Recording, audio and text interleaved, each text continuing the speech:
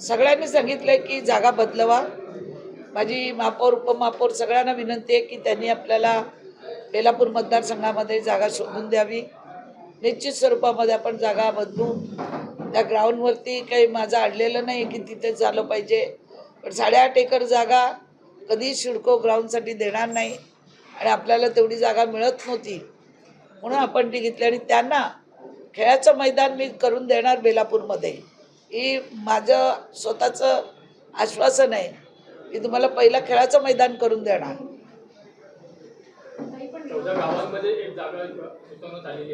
आहे ना ती आपल्याला बेलापूरमध्ये पहिलं कुस्तीचं मैदान होतं, ती मोठी जागा आहे, सिडकोची मागणी केलेली आहे, तिथे आम्ही खेळाचं मैदान निर्माण करणार आणि खेळाडू निर्माण झालेच पाहिजेत, तब्येत चांगली राहिलीच पाहिजे। मीच तर त्यांना खेळायला मैदान दिलं होतं, पण हळूहळू त्यांनी एवढं 7-8 एकरची जागा त्यांनी ताब्यात घेतली, मलाही माहिती नव्हतं आणि ते कमर्शियल वापर करत होते त्याचा।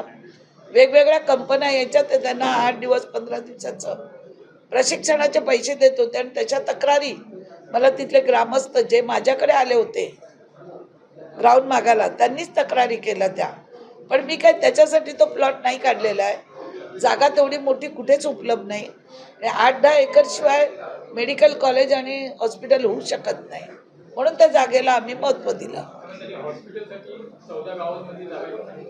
14 गावामध्ये आरोग्य केंद्र होतं पूर्वी, ते होईल। 14 गावामध्ये आरोग्य केंद्र होईल, त्यासाठी काय नव्या मुंबईला आम्ही भेटीला धरणार नाही। विरोधकांनी याच्या त्याच्या खांद्यावर बंदूक ठेवण्यापेक्षा, इथून तिथून लोक आणण्यापेक्षा, काल जे ते बोलले आम्ही मंदाताईंना भेटू समजवू, हे ते पहिलाच आले असते तर काही मार्ग तरी निघाला असता। आता सर्व पेपरवर्क झालंय, पालिकेने त्या जागेचे पैसे भरलेत आणि गव्हर्नमेंटने त्याच्यावरती डीपी प्लॅनमध्ये हॉस्पिटल प्लॉटचं रिझर्वेशन केलेलं आहे, त्याच्यामुळे ते पहिले आले असते। आणि अजूनही माझं त्यांना आव्हान आहे की बेलापूरमध्ये त्यांनी तेवढी जागा मला बाजूला द्यावी, आपण त्यांना ते मैदान सोडून देऊ। माझं काय त्यांच्याशी दुश्मनी थोडी आहे खेळाडूंची, मीच तर दिलं होतं माझंच लेटर पॅड, तेव्हा का ना कुठल्या नेत्याकडे गेले लेटर पॅड आणायला, का ना कुठल्या नेत्यांनी मदत केली। आता जे नेते याच्या त्याच्या खांद्यावर बंदूक ठेवून मला गोळ्या मारतात। मी तर एक महिला, काम करणारी महिला आहे रात्रंदिवस, आणि ती करत राहणार आहे। श्रेय भेटायचं नाही भेटायचं लोकांना कळून चुकलं, उलट त्यांनी जेवढ्या अडचणी आणल्या, या मी जेवढ्या परवानग्या आणल्या तेवढ्या वेळात ते कोर्टात गेले, तेवढ्या अडचणीवर मी मात केलेली आहे।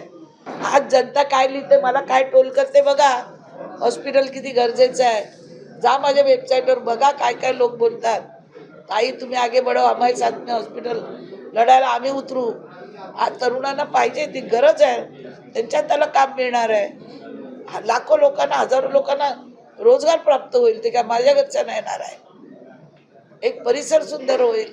प्रशासनाच्या काळात हे सगळे मान्यता मिळाल्या आणि महापालिकेमध्ये सत्ता स्थापन झाल्यानंतर आज महिला महापौर आहे, आज सत्ता तुमची असताना आता पुन्हा अचानक विरोध करण्याचं कारण काय? म्हणजे महापालिका निवडणुकीचे ते वाट बघत होते का की जेणेकरून तुम्हाला ताकदीने विरोध करायचा?